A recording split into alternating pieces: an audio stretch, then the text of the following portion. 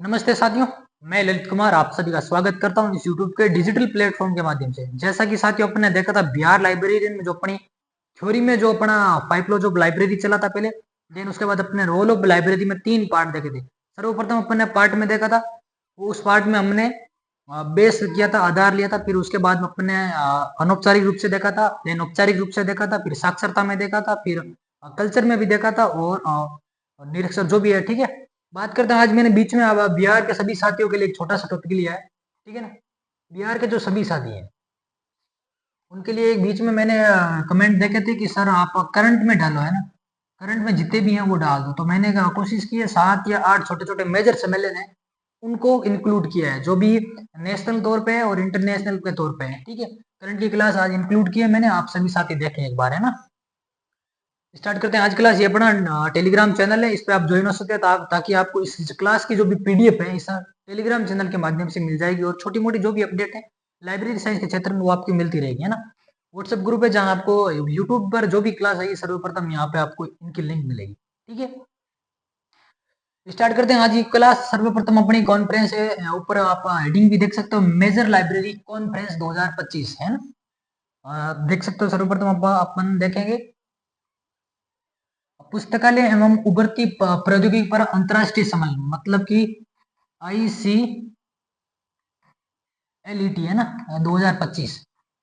ये सम्मेलन किसके लिए रखा गया, किसके लिए नहीं रखा गया, कहाँ पर हो रहा, किस मोड में हो रहा, सारी सारी जानकारी अपन देखेंगे ना। पूर्णिमा कॉलेज ऑफ इंजीनियरिंग में हाइब्रिड मोड में, आप ये चीज भी ध्यान रखें कि हाइब्रिड मोड में होने जा रही है। सम्मेलन कब से कब तक है? 14 से 15 नवंबर के बीच में ये सम्मेलन है।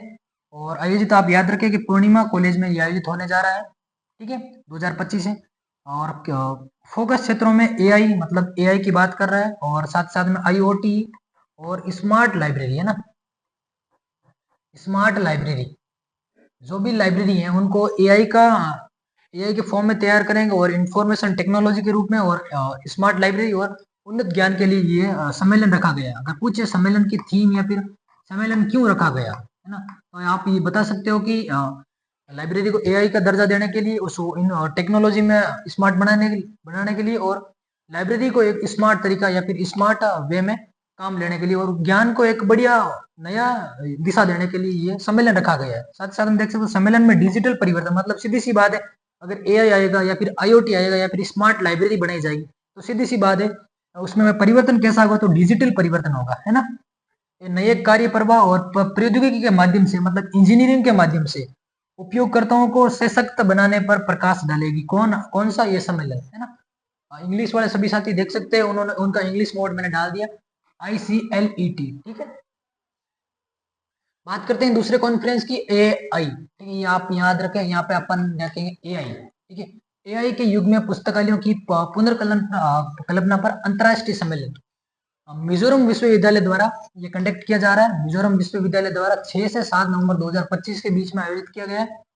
आधुनिक पुस्तकालयों और सूचना सेवाओं में एआई की भूमिका, मतलब सीधी सी बात है, एआई इसकी हेडिंग है, तो एआई को डेवलप करने के लिए भूमिका पर ध्यान केंद्रित किया गया। एआई अपनाने की चुनौतियों अवसरों पर नैतिक मुद्दों को शामिल किया है। छोटी छोटी चीजें हैं जिनको एआई के तौर पर शामिल किया गया है। ठीक है ना, बात करते हैं, ये इंग्लिश मीडियम का साथ में डाल रखा, आप स्क्रीनशॉट ले सकते हो या फिर पॉज करके इसको आप रिकॉर्ड कर सकते हो, या फिर अपने कॉपी में नोट कर सकते हो।